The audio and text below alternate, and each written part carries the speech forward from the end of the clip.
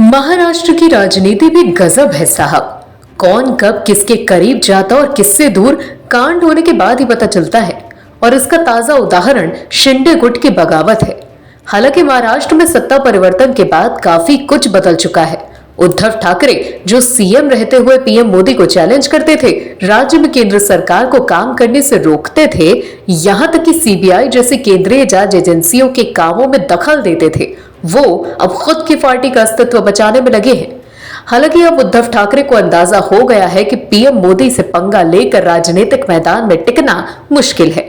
ऐसे में उद्धव अब बीजेपी के आगे नतमस्तक हो गए हैं और अब शिवसेना उद्धव गुट इशारों ही इशारों में बीजेपी को अपने पास बुला रही है। शिवसेना उद्धव गुट ने महाराष्ट्र के डिप्टी सीएम देवेंद्र फडणवीस को लेकर सामना में एक लेख के जरिए बड़ा संदेश देने की कोशिश की है।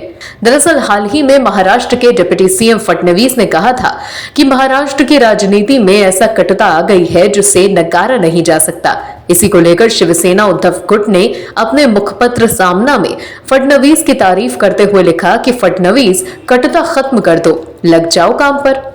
सामना में लिखा गया कि महाराष्ट्र के डिप्टी सीएम ने काफी समझदारी वाली बातें की थी, इसके लिए उनकी जितनी तारीफ की जाए वो कम है। फडणवीस का स्वभाव मिलजुल कर पेश आने वाला है, लेकिन सत्ता जाने के बाद वो बिगड़ गया। नए सत्ता परिवर्तन के बाद उनमें परिपक्वता आ गई होगी, ऐसा मालूम पड़ता है।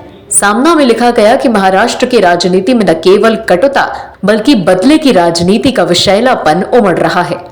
इस प्रवाह का मुख्य कारण बीजेपी की हालिया राजनीति है, लेकिन इस मामले में फडणवीस जैसे नेताओं को अब पछतावा होने लगा है, तो उस विष को अमृत बनाने का काम भी उन्हीं को करना है। आपको बता दें, सामना का संपादकीय ज्यादातर संजय राउत ही लिखा करते थे, लेकिन फिलहाल वो जेल की सलाखों के पीछे हैं। इसीलिए माना जा रहा है कि सामना में छपा ये संपादकीय पार्टी अध्यक्ष उद्धव ठाकरे ने ही लिखा है। अब सवाल उठ रहा है कि उद्धव ठाकरे का रुख बीजेपी को लेकर अचानक नर्म क्यों पड़ा? तो इसके पीछे की वजह शिवसेना में दो फाड़ है।